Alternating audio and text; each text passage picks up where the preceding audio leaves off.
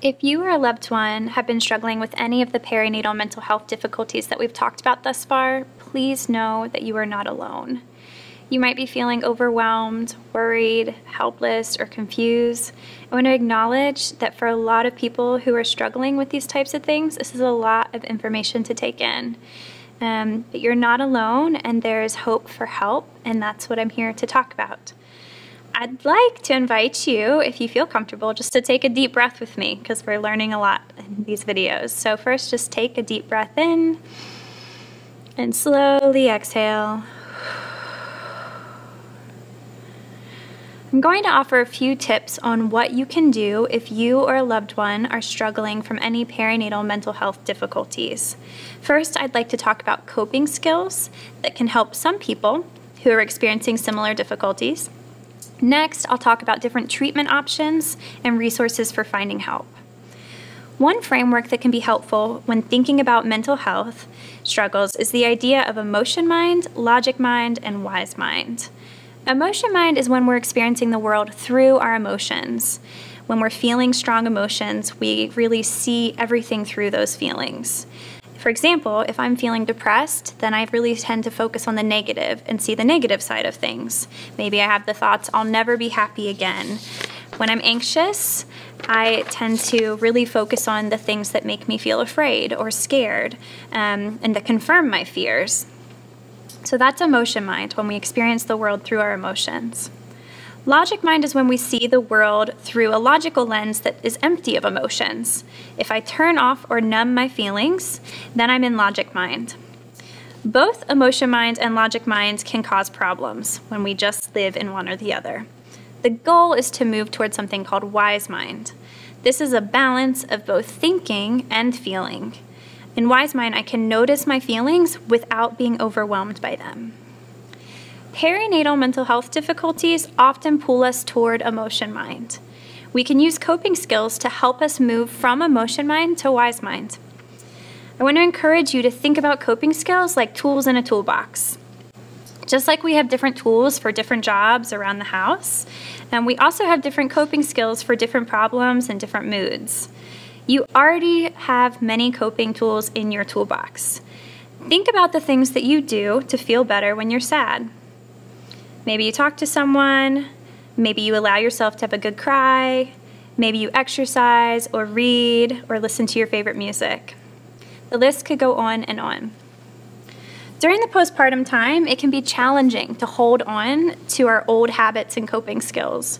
For some families, it feels like they don't even have time to go to the shed and get the toolbox to get a tool out of it, let alone find the right tool and figure out how to use it. I encourage you to think about and perhaps talk to your friends and family members about which tools work best for you and how you can keep them close at hand during this postpartum time, understanding that you may need different tools at this stage of life. This works best if you talk about your coping plan when you're in wise mind, before you get into emotion mind. It also helps if you can start to track your mood or your feelings. Notice your mood. Notice shifts in your mood. Notice what triggers unpleasant moods. The more we start to notice our feelings, the more we can be better detectives into what causes us to feel a certain way and then what helps us feel better when we're feeling that way. For example, a lot of people experience irritability or muscle tension as an early warning sign that emotion mind might be coming around the corner. Once we know our early warning signs, we can be proactive about seeking out the tools that work best for us to help find a calm and wise mind. I want to warn you that this next section might make some folks roll their eyes. That is okay. I'm going to say it anyway. There are a few key things that we can do to help us feel better and to be more likely to find wise mind. These things are hard to do in normal life and really hard to do when you have a new baby. So I want to acknowledge that, but still acknowledge that they're crucial to finding wise mind. Physical health. Keep an eye on your physical health. If you're sick and you don't feel good physically, it's hard to feel good emotionally. And physical health and mental health are connected. They impact each other. Sleep. I know this one can be tough with a new baby, but it's crucial for regulating our moods and feelings. Please don't assume that you're doomed to never-ending sleepless nights just because you have a newborn. Try to sleep when the baby sleeps. Give yourself permission to ask for help from someone you trust, a co-parent, a family member, a friend, to watch your baby so that you can get some sleep if you're feeling sleep deprived. Eat. Get enough to eat. Eat a balanced diet, drink lots of water. Regardless of whether you're breastfeeding, healthy diet is crucial for our mental health.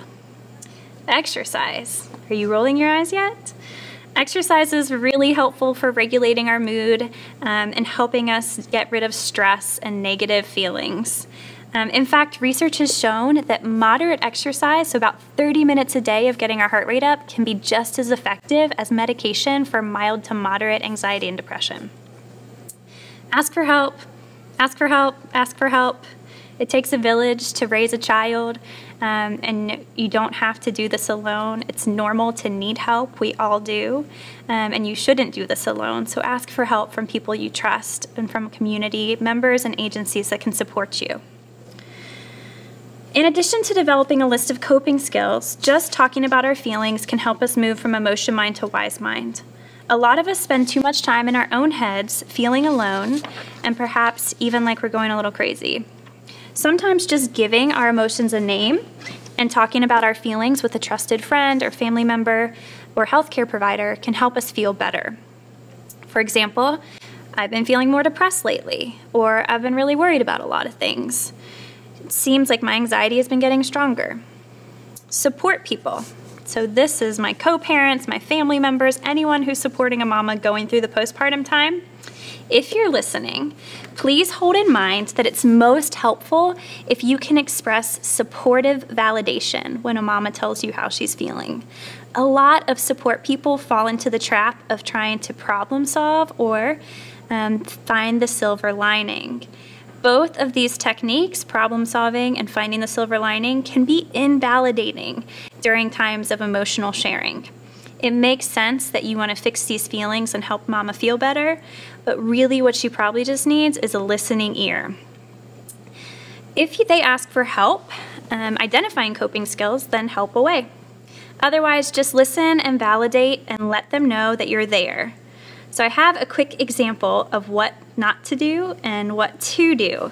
And as a child psychologist, I brought toys, so we're going to use finger puppets to show you that. So I've got my mama, and I've got my support person. We're just going to call him Dad for this.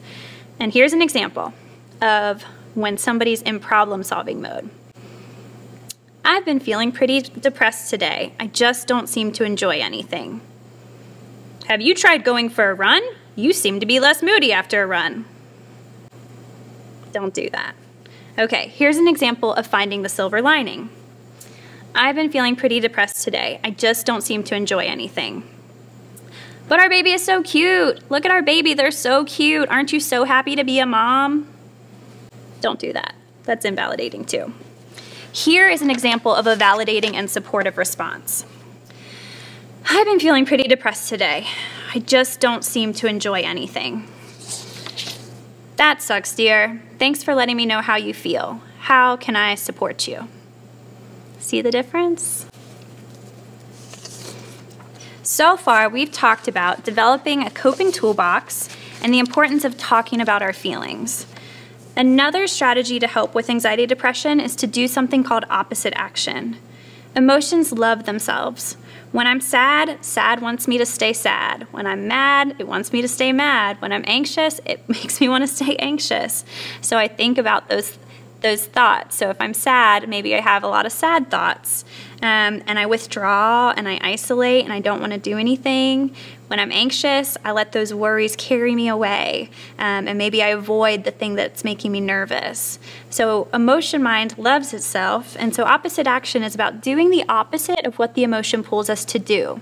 So if I'm sad, instead of withdrawing and sleeping all day, maybe I choose to do one small thing to get out of the house and feel connected. Maybe I call a friend. Maybe I go get coffee. Maybe I just go for a walk around the block. Just doing something opposite to what the sadness is pulling me to do can help me feel better. If I'm anxious and the anxiety is telling me that I can't trust anyone with my baby and that I have to do everything for my baby and not accept any help, then maybe the opposite action would be to trust somebody that I do trust. So find a loved one or a friend or family member that I really do trust and let them watch the baby just for a short amount of time to give myself a break. So doing the opposite of what the emotion is pulling me to do. Opposite action might mean approaching that fear instead of running from it. Another key strategy for coping with perinatal mental health difficulties is to reach out and connect with support. One way to do that is to find a local support group in your area. You might consider asking your OBGYN or your pediatrician if they know about any support groups. There are usually two types of support groups in communities. General groups. These are groups like Mothers of Preschoolers or MOPS or library group story times. These groups will have a blend of mamas who likely have some perinatal mental health difficulties and some mamas who don't. And we know perinatal mental health difficulties are common, so it's really hard to find a group of moms where some moms aren't struggling with some of those things. The other type of group is more specific to different types of problems, and these are more support groups for specific problems such as perinatal depression, anxiety, or loss. Another way to find support, both nationally and locally, is to go to Postpartum Support International's website, postpartum.net. This nonprofit organization is called PSI for short. On the website, you can find fact sheets about different types of perinatal mental health difficulties, resources for both moms and dads, and how to find local providers and groups in your area of folks who are trying to help.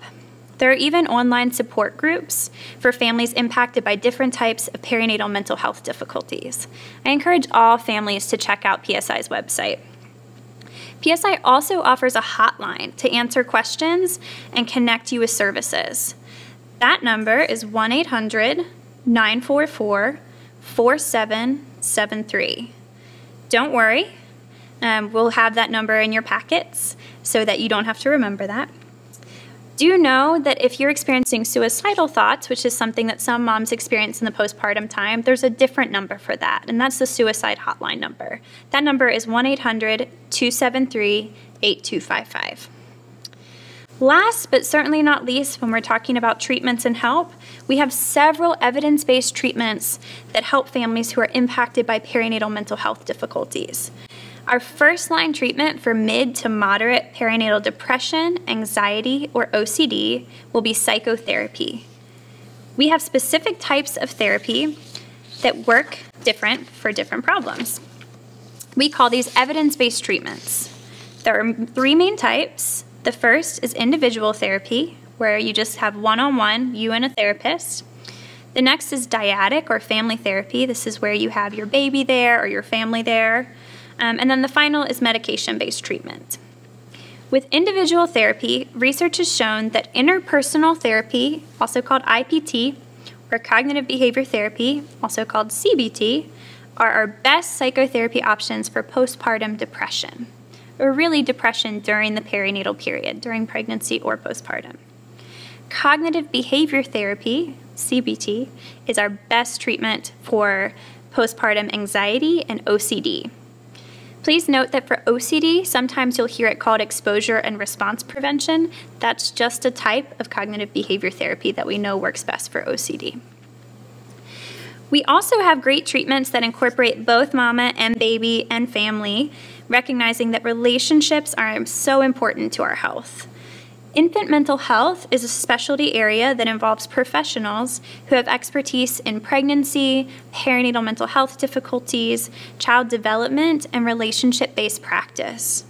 If you live somewhere with infant mental health specialists, these are a great resource to reach out to if you're having any kind of difficulties in the postpartum period. There are also great home visiting programs that are different across the nation. So Nurse Family Partnership and Healthy Families America are just two examples of evidence-based home visiting programs that can help families impacted by perinatal mental health difficulties. Finally, unfortunately, trauma is relatively common in our society, and many women have experienced trauma in their lifetimes. One of our best treatments for a mom who just had a baby and has her own trauma history and is trying to make sense of it all is something called infant parent or child parent psychotherapy. So these are called IPP or CPP for short. And these can be really helpful for supporting caregivers who are trying to work through their own past while they're raising a baby. It can be hard to know how to find providers. Some strategies to find providers are to Google these different types of therapies and see if there's anyone in your area who does these different types of therapies. You could also call your local community mental health agency or your health department. You could talk to your healthcare provider, your OB or your pediatrician or your primary care physician, or you could call your insurance provider to see who they cover. Regarding medications, most people wonder if medications can be safe during breastfeeding. The short answer is some medications can be safe during breastfeeding.